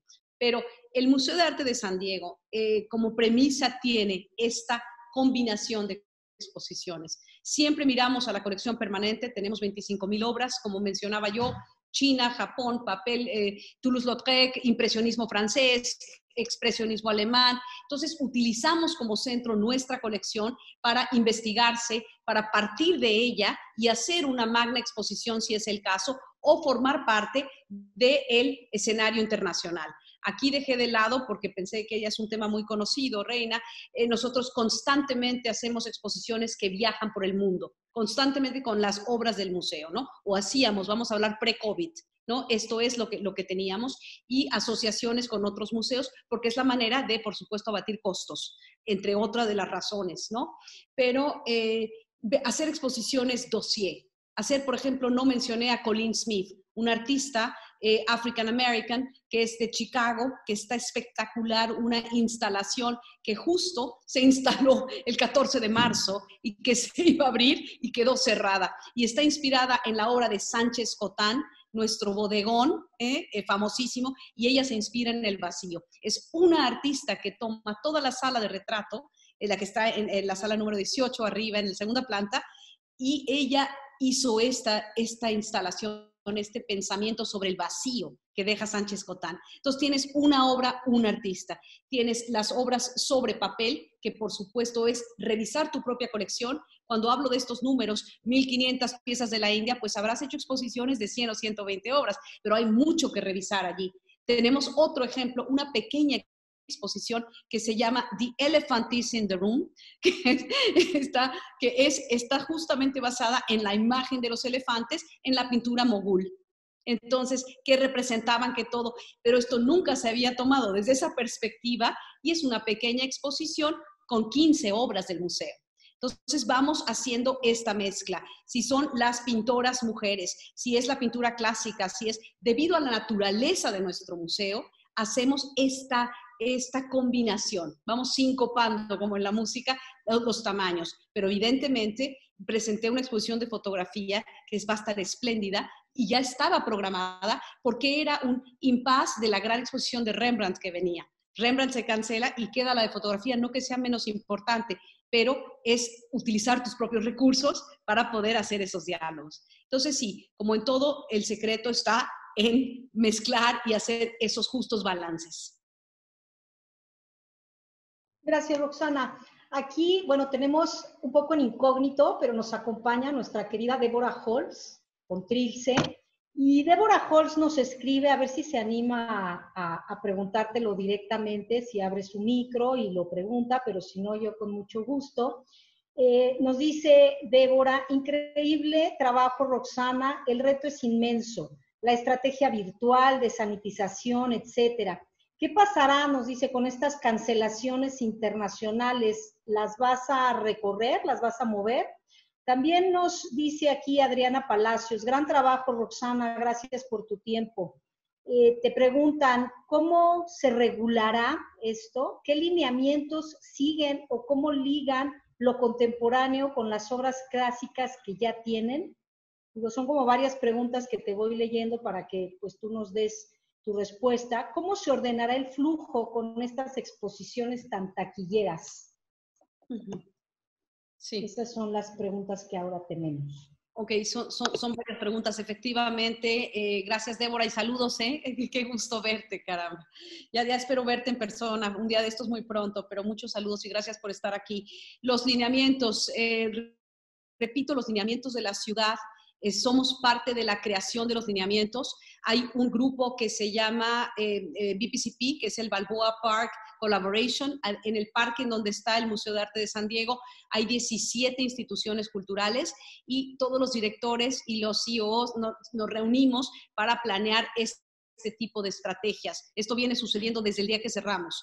Es así. Y la ciudad y el mayor de la ciudad, siguiendo los lineamientos del gobernador, haz de cuenta, tiene que estar en coherencia. Vuelvo a repetir, muy sencillo, ¿cuánta afluencia puedes recibir en cierto espacio por metro cuadrado?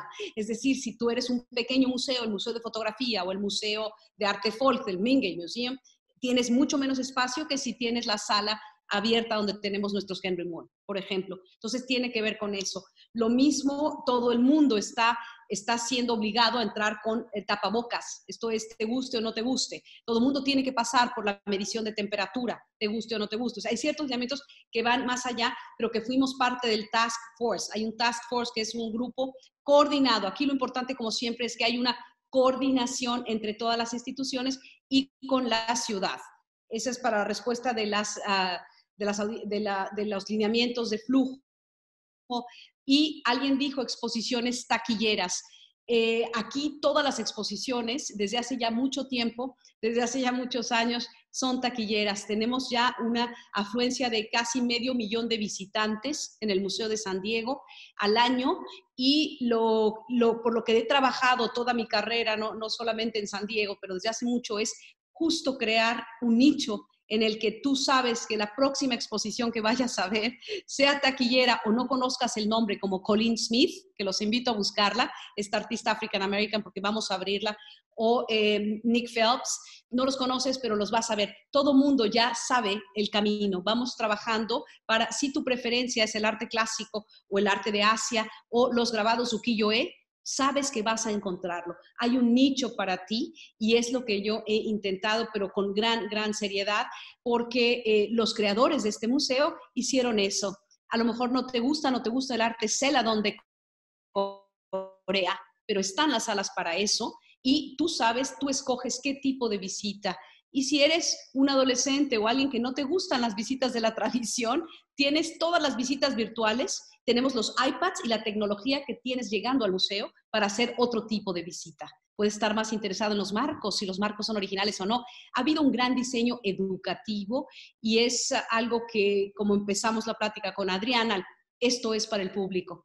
Estamos tratando de dar todas las herramientas para que nada te evite disfrutar y además sentir que estás llamado.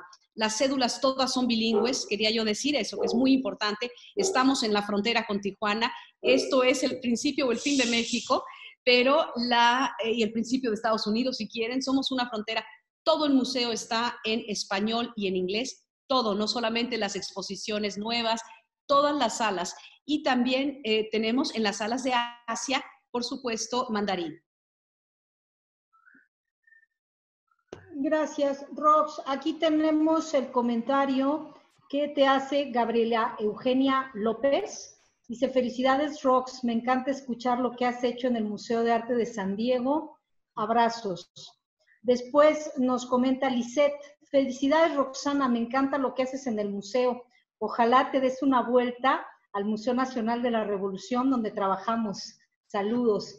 Saludos. Y aprovechando estos comentarios, a mí me gustaría que nos platicaras un poco, y lo hemos comentado, ya lo mencionaste también en esta plática que les habíamos comentado, que tenemos en nuestro canal de YouTube, y para todas las personas que no entraron desde un principio, si ustedes gustan entrar al chat de esta conversación, ahí pusimos el vínculo a nuestro canal de YouTube, Revista Antidogma, donde tenemos una muy nutrida entrevista que le hicimos a Roxana y que nos platica muy bien a bien cómo funciona el Board of Trustees, el patronato, cómo se hace todo este acopio de fondos, que pues es información súper interesante para poder entender desde este lado pues las estrategias justamente para sobrellevar un museo con un presupuesto tan alto como es el caso del Museo de Arte de San Diego, y con la participación del sector privado justamente, donde hay una educación, y a mí esto me impresionó en los años que tuve oportunidad de trabajar contigo allá en el Museo de Arte de San Diego,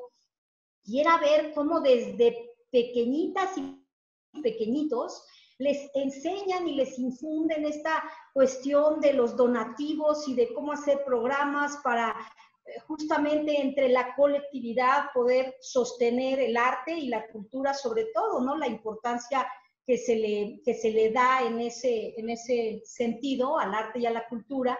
Entonces ahí me gustaría que nos platicaras un poco, porque lo hemos comentado, lo platicamos en esta entrevista y decíamos, de pronto en México no logramos entender por qué, por ejemplo, un museo de México no tiene esta posibilidad de cobrar una tarifa de préstamo por las obras que se van a otras exposiciones al mundo entero, siendo que justo tenemos un acervo tan vasto, ¿no? Nos pasaba en el Munar, en el Palacio, bueno, obviamente en San Carlos, ¿no? Cuando tienes todas estas colecciones y esta posibilidad, pues de generar esta reciprocidad, pero México no tiene contemplados en sus reglamentos la posibilidad de cobrar las tarifas de préstamo, por ejemplo, por la salida o por la presentación de sus obras en otros lugares, ¿no? Y muchas veces, digo, evidentemente la exposición de la India que vino acá a México, tú lo mencionabas, al Museo de Antropología, que fue en 2013,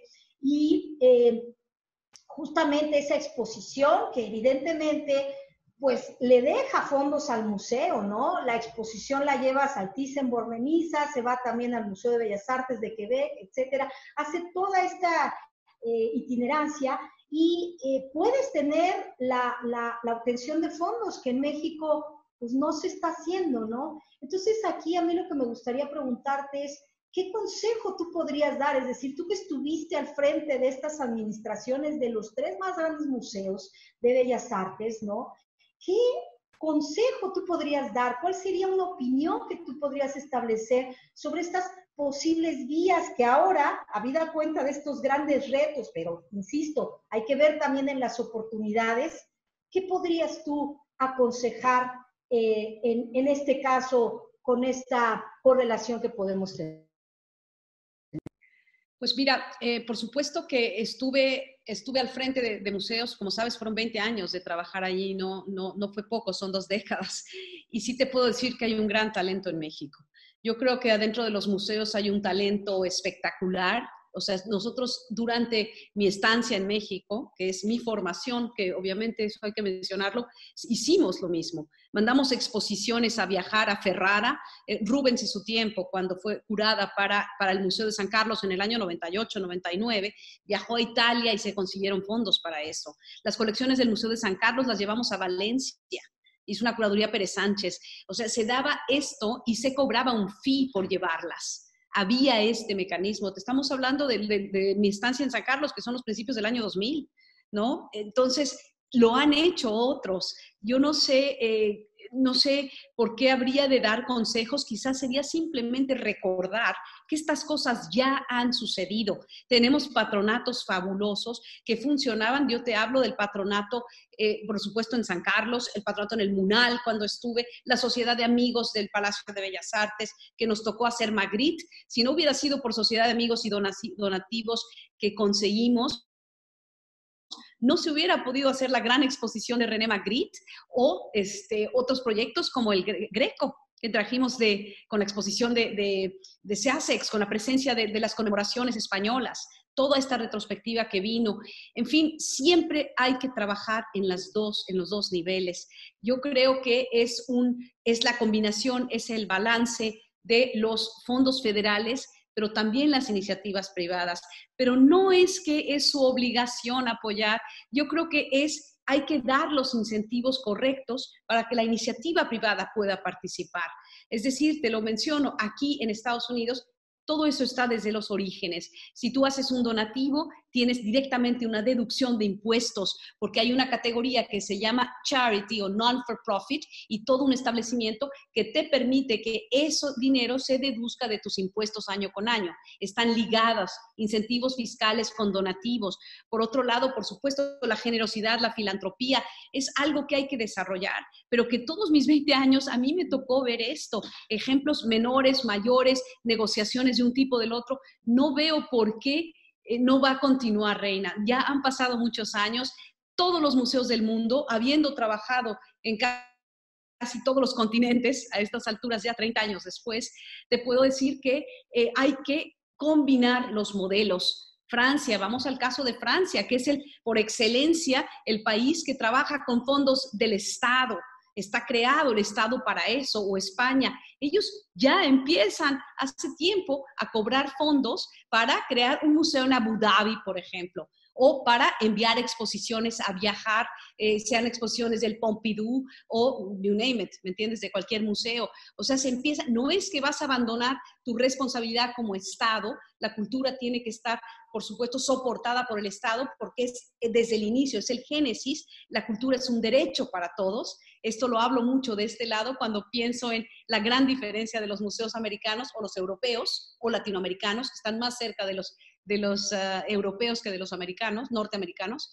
Pero entonces es esa combinación. No puede ser solamente iniciativa privada, no puede ser una empresa, porque no puede serlo, aunque estamos obligados a operar así para conseguir fondos, que es lo que tengo que hacer muchísima parte de mi tiempo aquí, pero también el respeto a lo que representa a nivel Estado, a nivel nación, a nivel grandeza histórica y la parte ya más filosófica de la importancia que tiene lo que tú puedes ver y aprender del otro teniendo un museo como debe de ser. Claro, pues gracias.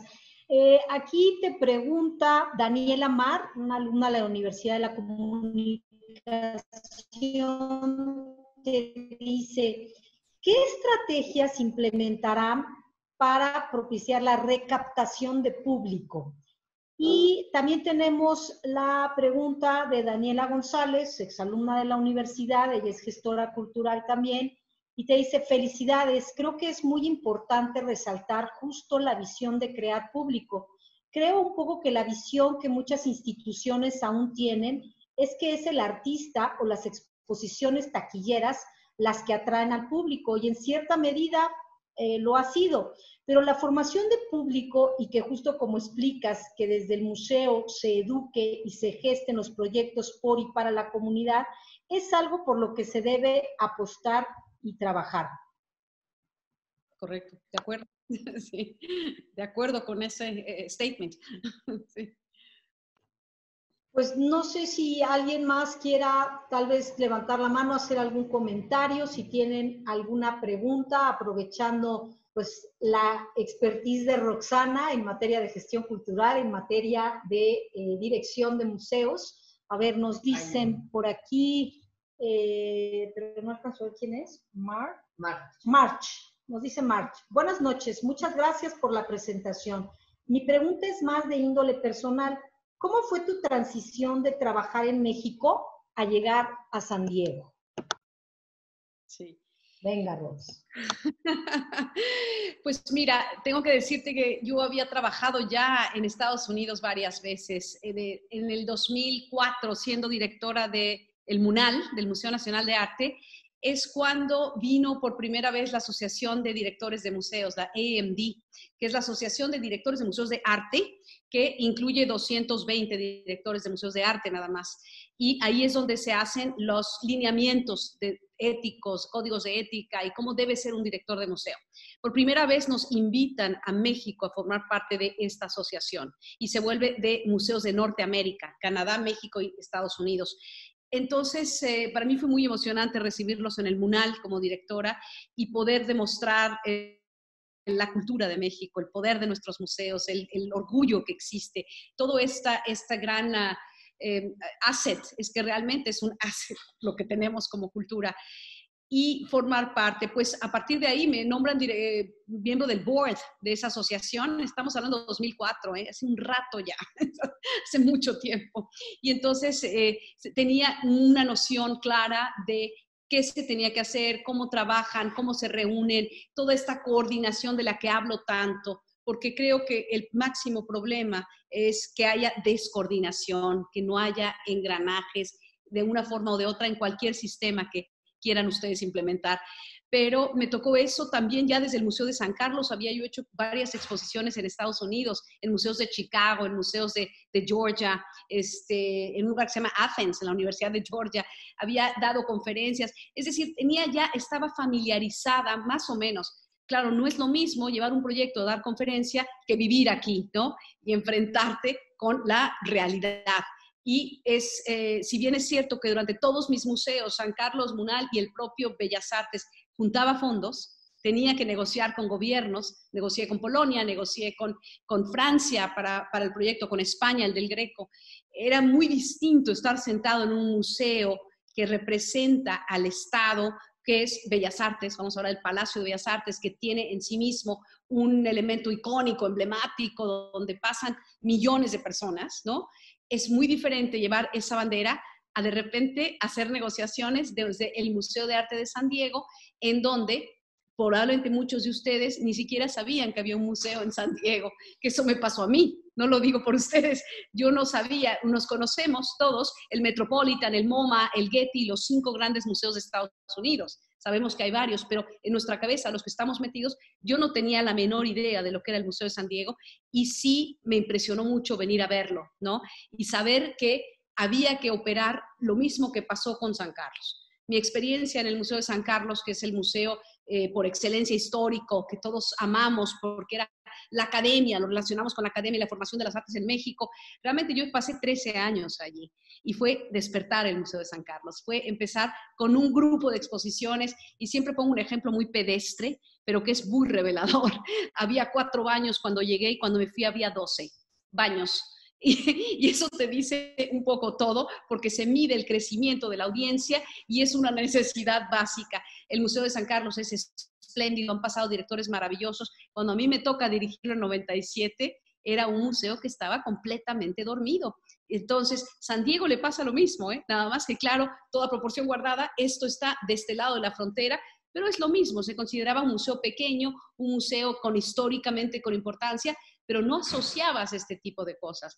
Entonces, sí, habiendo trabajado en todos estos lugares, en China antes, haciendo exposiciones, no me costó mucho trabajo. Me costó más trabajo, y creo que fue el énfasis, cambiar la percepción de lo que era el museo para los propios sandieguinos, ¿sí? Trabajar en tus propios personajes. ¿Qué es el Museo de San Diego? Porque a mí me decían, tú vienes con una experiencia monumental, visitantes, acuérdense Frida Kahlo, acuérdense 7 horas de filas o 12 horas. Tuvimos en un día, ¿qué era eso? ¿Cuántas? 50,000 personas el último día, 500,000 de visitantes. Son números desproporcionales comparado con esto.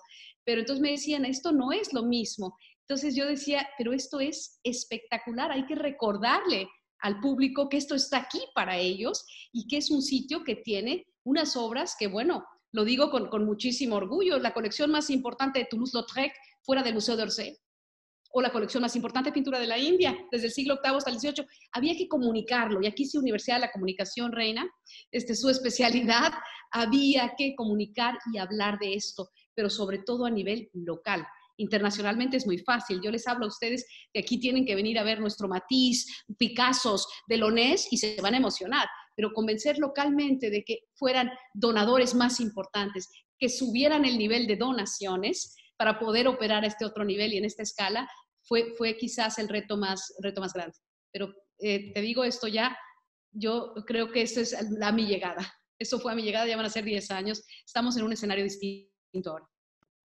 Gracias, Roxana. Y bueno, pues justamente aprovechando que te hacen esta pregunta de este reto y esta transición, yo quiero insistir en el hecho de que les he dejado aquí el vínculo para que consulten la entrevista que a Antidogma nos concedió Roxana y que la tenemos en nuestro canal de YouTube. Y también comentarles que está el vínculo a la revista en línea, el ISU, para que lean este artículo que Sofi Neri hizo el favor de colaborar con nosotros y redactarlo sobre este tránsito de despertar a León, ¿no? De cómo se desarrolló.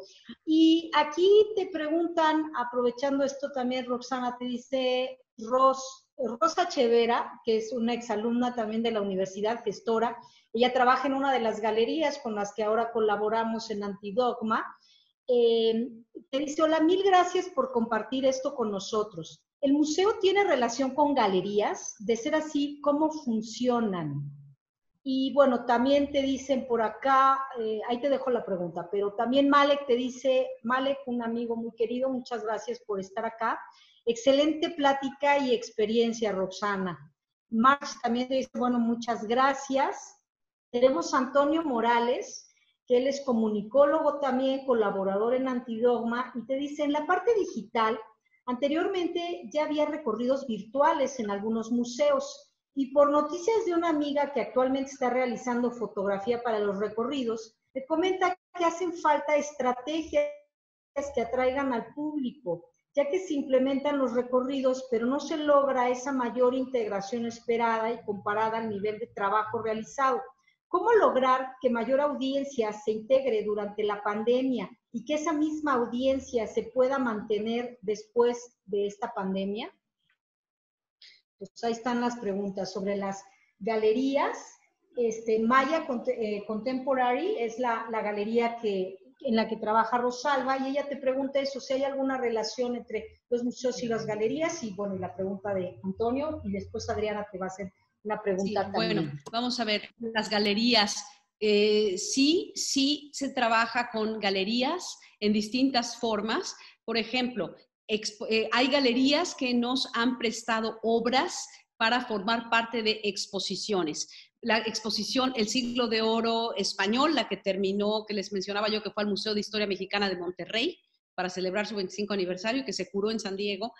Esta exposición tenía quizás 2 obras que venían de una galería de París. obras de Zurbarán.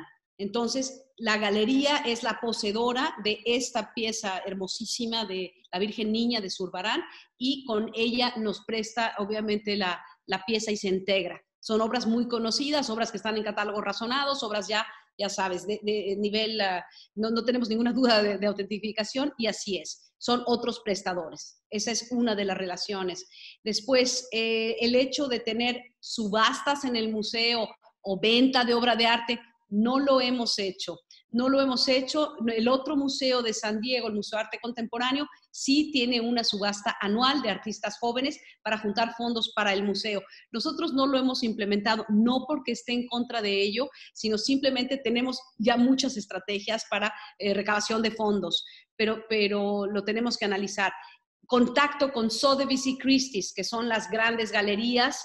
Ellos nos ayudan, nos apoyan tienen una parte de estas empresas que se llama Museum Services y nos ayudan a rectificar los avalúos de ciertas piezas para poner al día los seguros. Cada año se revisan o cada 2 años los avalúos de las piezas del museo y contamos con peritos valuadores de Sotheby's y Christie's. Entonces les agradecemos, obviamente, forman parte de los donadores en especie y de esa manera trabajamos con ellos. También existe en Estados Unidos, a diferencia de México, en el Código de Ética de Museos, la posibilidad de deaccession obras, es decir, las obras de arte que por cualquiera de las razones escritas en los códigos tú ya no quieres, se pueden vender en el mercado público, mientras que los fondos sirvan para adquirir obras que beneficien al museo. Es decir, un ejemplo, hay obras, tienes 10 obras de Hartman Johnson, y entonces quieres vender 2 de estas obras porque no las exhibes, con todo un protocolo y un comité, las mandas a subasta pública para que no haya nada extraño, es decir, Sotheby's, Christie's abierto.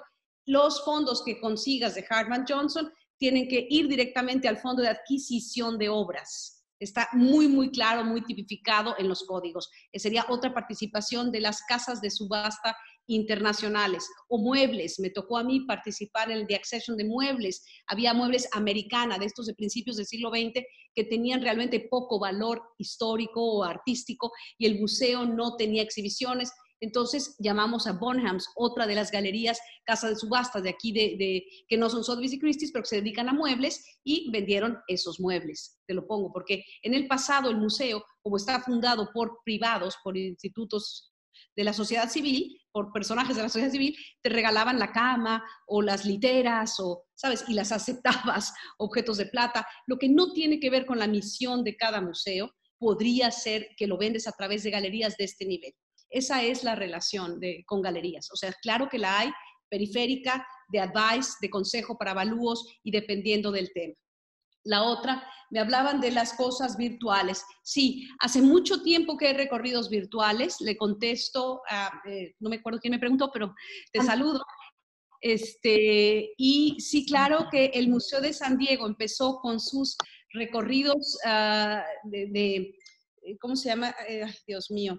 Tercera dimensión, realidad aumentada. Realidad aumentada hace 6 años. Empezamos con un grupo de San Francisco que se llama Guru y lo premiaron por todas partes. Los tiene el Getty, los tiene el Museo de San Francisco ahora, pero decidimos hacer un partnership con este grupo que empezó a realizar realidad aumentada. Tiene 6 años esto ya.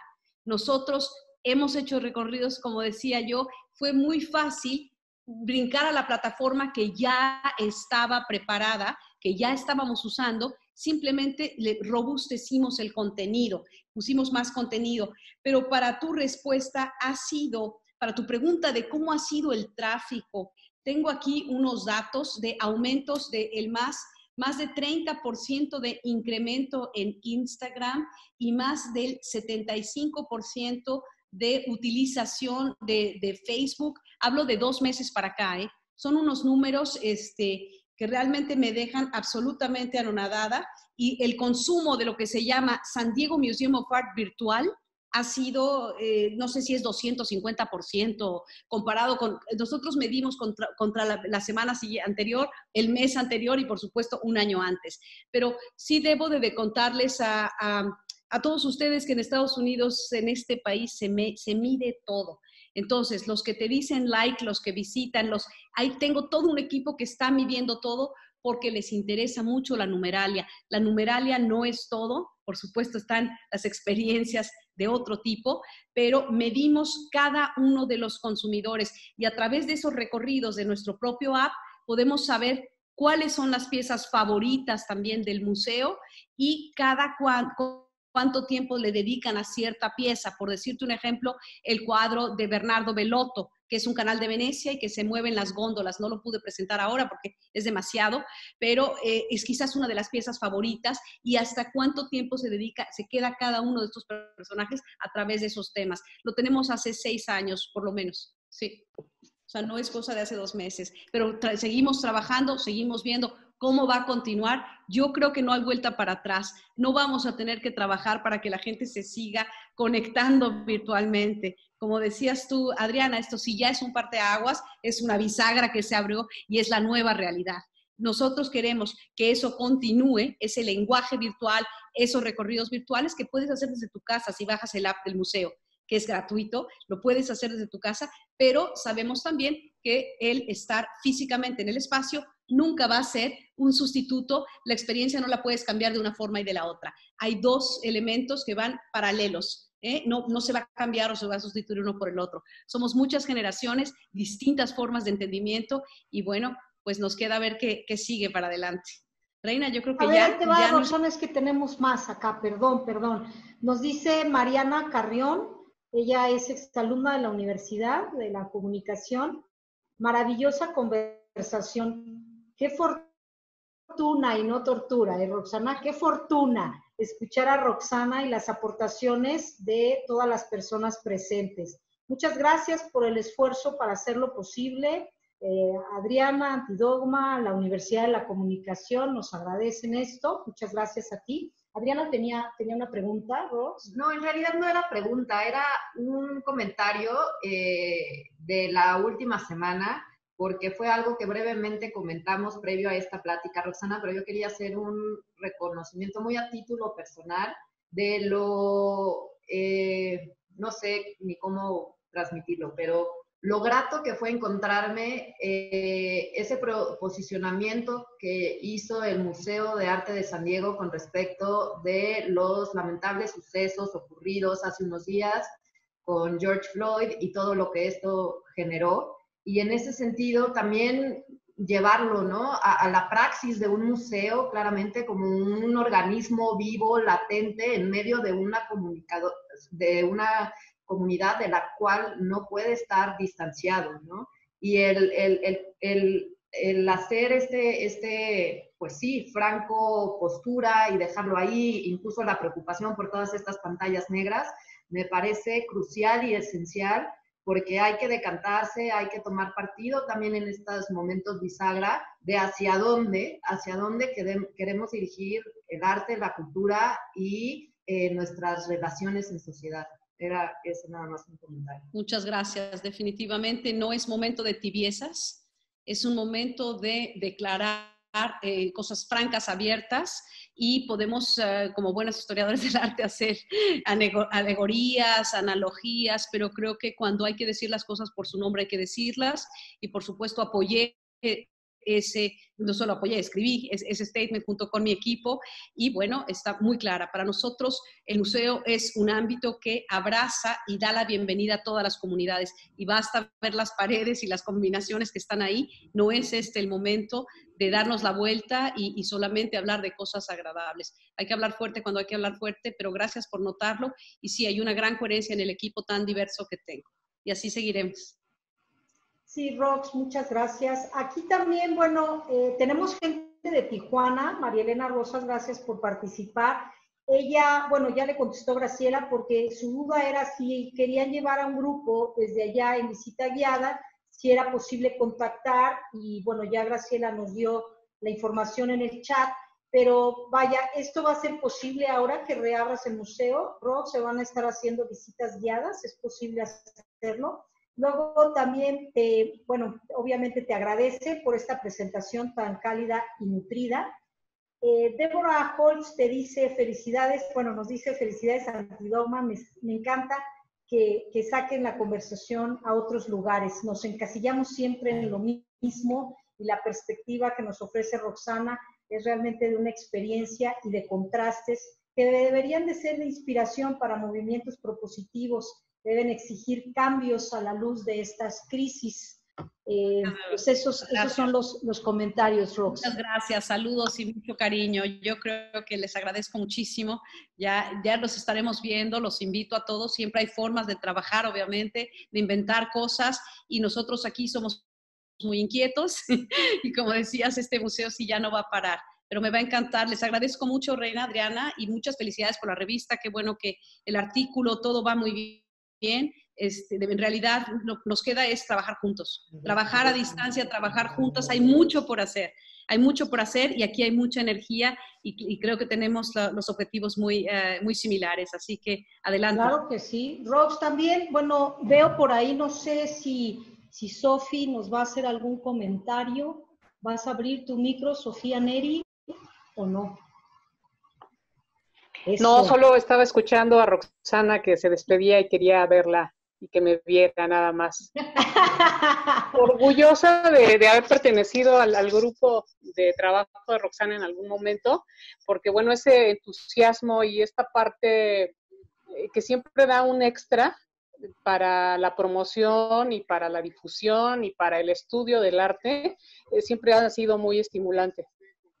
Gracias, Sofi, qué gustazo verte, ¿eh? Ojalá te pueda ver ahora que vuelva a México, caramba. Claro que sí. Muchas gracias por ese artículo, salió estupendo, de veras, muchas gracias. Gracias. Así que ahí está el vínculo para la gente que lo quiera ver. Al principio del chat suben, ahí pueden copiar el vínculo. Les reiteramos nuestro correo electrónico antidogma.mx @gmail.com. Aquí tenemos también, Mirel quiere hacer un comentario. Mirel, si quieres abrir tu micrófono, te escuchamos, por favor, un comentario. Hola, ¿qué tal? Muchas gracias por la invitación a esta plática. Y bueno, se me hace interesantísimo lo que nos estás planteando, Roxana, este panorama de museos que, pues bueno, sí tienen como más una característica como de primer mundo. Y hablas también como de tu experiencia que has tenido en museos en la Ciudad de México. Mi experiencia en museos ha sido bastante breve y te estoy hablando desde Cuernavaca. No quiero poner mi video porque realmente estoy en fachas y me da un poco de pena. Pero bueno, no sé si yo sí siento que, no sé, tal vez soy un poco apocalíptica, que el panorama está bastante complicado con toda esta reducción presupuestal, ¿no? De un 75% a los museos y también, pues, justo hablando desde este posicionamiento territorial, ¿no? Desde los museos que no son los que tienen estos grandes recursos económicos. En un museo aquí estamos peleando por un presupuesto de $1 millón para generar una exposición que dura 4 meses, 200,000 pesos para programas educativos, y siempre son estos retrasos en los pagos, ¿no? Se le pide a los talleristas que trabajen de a gratis. Ni siquiera podemos estar pensando en recorridos 3D, ¿no? Porque con tanta reducción, realmente la situación es, bueno, yo siento que es bastante crítica. Y bueno, mi opinión va hacia, no sé, que pienso que ahora va a haber una pauperización de la experiencia estética, ¿no? Hablando de estos museos que pertenecen al gobierno y que es muy difícil la entrada también a lo virtual, pensando que si en la Ciudad de México hay gente que a lo mejor tiene internet, en los estados es todavía más complicado. Y sí, pienso que la experiencia estética se pauperiza en este sentido, ¿no? Y obviamente con la reducción presupuestal, pues es bueno que se va a presentar ahora, ¿no? Y bien decías, ¿no? Sí, hacer uso de las herramientas que cuenta el museo mismo en su colección, en sus archivos, pero sí veo un panorama bastante apocalíptico desde mi punto de vista.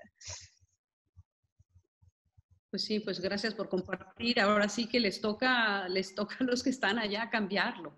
Yo creo que todo lo que has dicho es absolutamente justo, ¿no? La palabra pauperización de la experiencia estética es muy doloroso, lo que acabas de decir. Yo creo que ahí es donde hay que luchar, ¿no? Y tener diálogos y conversar, pero es mucha nueva generación que puede demostrar que si algo ha distinguido a México es la cultura. Yo he sido una orgullosísima embajadora de la cultura de México.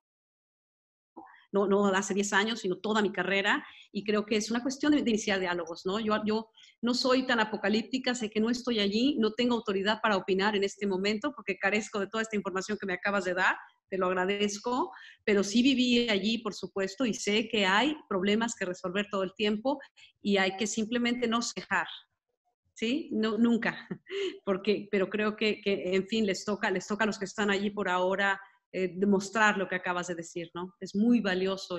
El aspecto cultural de México es verdaderamente lo que nos hace una potencia mundial. Gracias, muchas gracias. Aquí tenemos a Marianela de la Hoz que quiere hacer un comentario. Adelante, Marianela. Muchísimas gracias. Ya nada más quiero darles las gracias a las tres, que ha estado maravillosa esta conferencia.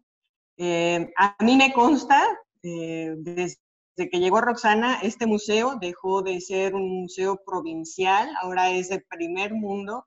Me emociona cada exposición, cada concierto, cada plática, cada cosa que hacen es maravilloso. Y pues ya te quiero despedir porque creo que ya hablaste mucho y ya te cansaste. Muchas gracias, María. Y a Reina y a Adriana por su gran labor, su trabajo, su revista, que es una maravilla. Y pues ya, nada más.